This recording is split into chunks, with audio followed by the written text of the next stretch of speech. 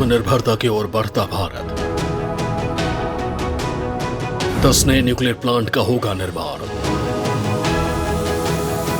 ऊर्जा के क्षेत्र में मिलेगी बड़ी उपलब्धि। आत्मनिर्भरता की ओर बढ़ रहा भारत अब ऊर्जा के क्षेत्र में बड़ी छलांग लगाने को तैयार है। अगले 3 सालों में देश में 10 परमाणु ऊर्जा संयंत्र स्थापित किए जाएंगे। इन संयंत्रों के स्थापित होने के साथ ही भारत में ऊर्जा उत्पादन के क्षेत्र में काफी प्रगति होगी और बिजली संकट दूर हो जाएगा। साथ ही भविष्य के लिए कोयला संकट का सबसे बड़ा समाधान होगा। मोदी सरकार के प्रोजेक्ट आने वाले भविष्य के भारत की नई तस्वीर पेश करेगा। आखिर क्या है इस प्रोजेक्ट को लेकर केंद्र सरकार की रणनीति? इस वीडियो में हम बताएंगे कि मोदी सरकार की तरफ से इस प्रोजेक्ट को लेकर क्या तैयारी की जा रही है, साथ ही इसमें कितना निवेश किया जाएगा और भारत के लोगों को कितना फायदा होगा। दोस्तों, नरेंद्र मोदी की सरकार ने भारत को लेकर एक नारा उठाया है, आत्मनिर्भर भारत, और इस ओर केंद्र सरकार की तरफ से काफी कोशिशें भी की जा रही हैं। इसी के तहत अब मोदी सरकार ऊर्जा के क्षेत्र में बड़ी उपलब्धि हासिल करने जा रही है, जिसके तहत देश में 10 परमाणु संयंत्र स्थापित किए जाएंगे। इन संयंत्रों की स्थापना से भारत में बिजली की समस्या का समाधान किया जा सकेगा। इस परमाणु ऊर्जा संयंत्र के निर्माण में 1.05 लाख करोड़ रुपए की लागत आएगी। वहीं 34,000 लोगों को रोजगार भी मिलेगा। प्रोजेक्ट में हालांकि 10 साल लगेंगे, लेकिन हर साल एक प्लांट से बिजली उत्पादन शुरू हो जाएगा।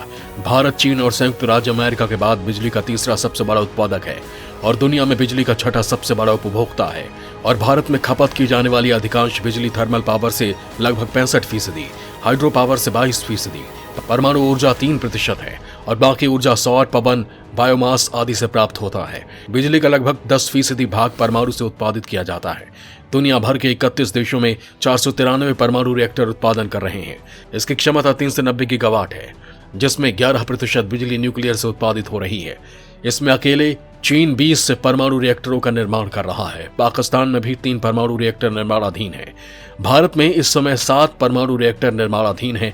वैसे भारत बिजली क्षेत्र में 5 सबसे बड़े देशों में सबसे अधिक बिजली का उत्पादन करता है, लेकिन विकसित देश की तुलना में अब भी हमारी खपत कम है और जरूरत अधिक है। उन्होंने न्यूक्लियर ऊर्जा को ही पर्यावरण हितैषी ऊर्जा बताया। वहीं सरकारी अधिकारियों का कहना है कि 2031 तक 15,700 मेगावाट की हमारी क्षमता बढ़ जाएगी। इसके साथ ही देश में थोरियम आधारित रिएक्टर की श्रृंखला देश में बिजली संकट को दूर कर देगी, क्योंकि हमारे देश में थोरियम का अकूत भंडार है। केंद्र सरकार ने जून 2017 में 700 मेगावाट के 10 स्वदेशी विकसित दबाव युक्त भारी जल संयंत्र यानी PHWR के निर्माण को मंजूरी दी थी। ये 10 PHWR 1.05 लाख करोड़ रुपए की लागत से बनाए जाएंगे। ऐसा पहली बार हुआ है कि जब सरकार ने लागत कम करने और निर्माण के समय में तेजी लाने के उद्देश्य से एक बार में 10 परमाणु ऊर्जा रिएक्टर्स के निर्माण को मंजूरी दी थी। DAE अधिकारी ने कहा कि फ्लीट मोड परियोजनाओं के लिए थोक स्तर पर खरीद की जा रही थी, जिसमें स्टीम जनरेटर, SS304 L जाली ट्यूब और एंड शील्ड के लिए plate pressurised forging, bleed condenser forging, 40 steam generator के लिए इंकोलॉय 800 ट्यूब रिएक्टर हेडर के निर्माण के लिए ऑर्डर दिए गए हैं। उन्होंने कहा कि गोरखपुर इकाई 3 और 4 तथा कैगा इकाई 5 और 6 के टरबाइन आइलैंड के लिए इंजीनियरिंग, खरीद और निर्माण के पैकेज प्रदान किए गए हैं। फ्लीट मोड के तहत 5 साल की अवधि में एक परमाणु ऊर्जा संयंत्र का निर्माण की उम्मीद है। वर्तमान में भारत में 6,780 मेगावाट की कुल क्षमता के साथ 22 रिएक्टर्स का संचालन होता है। गुजरात के काकरा पार में 700 मेगावाट का रिएक्टर पिछले साल 10 जनवरी को ग्रिड से जोड़ा गया था, लेकिन अब तक इसका वाणिज्यिक संचालन शुरू नहीं हुआ है। PHWR प्राकृतिक यूरेनियम को ईंधन के रूप में और भारी जल को मॉडरेटर के रूप में उपयोग करते हैं, जो भारत के परमाणु ऊर्जा कार्यक्रम के मुख्य आधार के रूप में उभरे हैं। भारत के 220 मेगावाट के पहले 2 PHWR 1960 के दशक में कनाडा के सहयोग से राजस्थान के रावत भाटा में स्थापित की गई थी, लेकिन 1974 में भारत के शांतिपूर्ण परमाणु परीक्षणों के बाद कनाडा के समर्थन वापस ले लेने से दूसरा रिएक्टर महत्वपूर्ण घरेलू कंपनियों के सहयोग से बनाया जाना था। लेकिन पिछले कुछ सालों में भारत ने मानकीकृत डिजाइन और बेहतर सुरक्षा उपायों के साथ 220 मेगावाट के 14 PHWRs बनाए हैं। भारतीय इंजीनियर्स ने बिजली उत्पादन क्षमता को 540 मेगावाट तक बढ़ाने के लिए डिजाइन में और सुधार किया है और ऐसे 2 रिएक्टर्स को महाराष्ट्र के तारापुर में शुरू किया गया है। इसकी क्षमता को बढ़ाकर 700 मेगावाट करने के लिए और बेहतर सुधार किए गए हैं। परमाणु एनर्जी से भारत 50 साल में 6,800 मेगावाट उत्पादन तक पहुंच गया है, जिसमें से 8,200 मेगावाट परमाणु रिएक्टर निर्माणाधीन है। जिसमें 4000 मेगावाट रूस के सहयोग से कन्याकुमारी में और बाकी 4200 स्वदेशी तकनीक से निर्माणाधीन है। हाल ही के प्रस्तावित 7000 मेगावाट को 2031 तक पूरा कर लिया जाएगा और इस तरह कुल 22000 मेगावाट बिजली का उत्पादन 2031 तक परमाणु ऊर्जा से होगा। पहले से चले आ रहे प्रोजेक्ट ने कोरोना काल में फिर से गति पकड़ी है। इन प्रोजेक्ट से भविष्य में हमें काफी फायदा होने वाला है। यह आने वाले समय में कोयला संकट का सबसे बड़ा समाधान होगा। इसमें लगभग 1 लाख करोड़ रुपए निवेश होंगे और रोजगार में भी बढ़ोतरी होगी। प्रोजेक्ट में हालांकि 10 साल लगेंगे, लेकिन हर साल एक प्लांट से बिजली उत्पादन शुरू हो जाएगा। 4000 मेगावाट का प्लांट रूस के सहयोग से कन्याकुमारी में संचालित हो रहा है। बताया जा रहा है कि रूस और यूक्रेन के युद्ध से इसकी गति पर असर पड़ सकता है। दोस्तों, जैसा कि आप जानते हैं कि रूस के साथ भारत के रिश्ते काफी पुराने हैं। भारत रूस के साथ सैन्य समझौतों से लेकर कई बड़े समझौतों पर करार कर चुका है, जिसमें से कई समझौतों पर काम चल रहा है और कुछ होने बाकी हैं। कुरनकुलम न्यूक्लियर प्रोजेक्ट का छठा प्लांट इन्हीं समझौतों में से एक है। रूस में भारत का निवेश 13 अरब डॉलर का है, जबकि भारत में रूस ने 16 अरब डॉलर का निवेश किया हुआ है। इतना ही नहीं, दोनों देशों के बीच 2025 तक 30 अरब डॉलर के कारोबार का लक्ष्य निर्धारित है।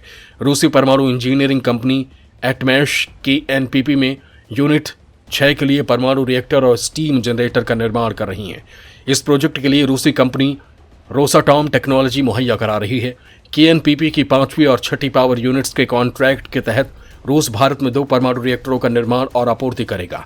इस करार के तहत रूस भारत में भाप जनरेटर के 2 set, reactor coolant pump set body, main circulation piping, emergency core cooling system tank, passive core flooding system tank और 2 प्रेशराइजर का निर्माण करेगा।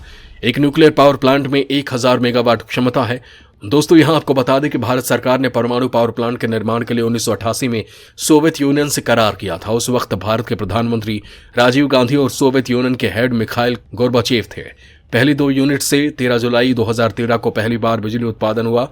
जून 2017 में भारत और रूस के बीच 5वीं और 6ठी यूनिट के लिए जीएफए पर हस्ताक्षर किए गए और जून में ही रूस ने कुरनकुलम में 5वीं परमाणु ऊर्जा यूनिट का निर्माण शुरू कर दिया। अब 6ठी यूनिट की साइट पर काम की शुरुआत हो गई है। भारत और रूस के बीच ये रिश्ते बताते हैं कि भारत और रूस के संबंधों में और मजबूती आएगी और सहयोग के नए दरवाजे खुलेंगे। हालांकि रूस ही नहीं, कई देशों ने भारत के साथ परमाणु टेक्नोलॉजी के ट्रांसफर को लेकर कई तरह के समझौते किए हुए हैं। रूस के अलावा अमेरिका, फ्रांस, रूस और जापान के साथ भी परमाणु टेक्नोलॉजी के ट्रांसफर को लेकर भारत से करार है। इसके साथ ही न्यूक्लियर शहर रावत भाटा इस साल 2 करोड़ लोगों की जरूरत की बिजली देने को तैयार है। रावत भाटा के परमाणु बिजली घर की 5वीं इकाई पहले ही बिजली उत्पादन में विश्व रिकॉर्ड बना चुकी है। अब तीसरी इकाई भी विश्व रिकॉर्ड बनाने की ओर अग्रसर है, जिसके बाद 20,000 मिलियन यूनिट का उत्पादन रावत भाटा से होने लगेगा। 3000 करोड़ की लागत की इस परियोजना को तैयार किया गया है।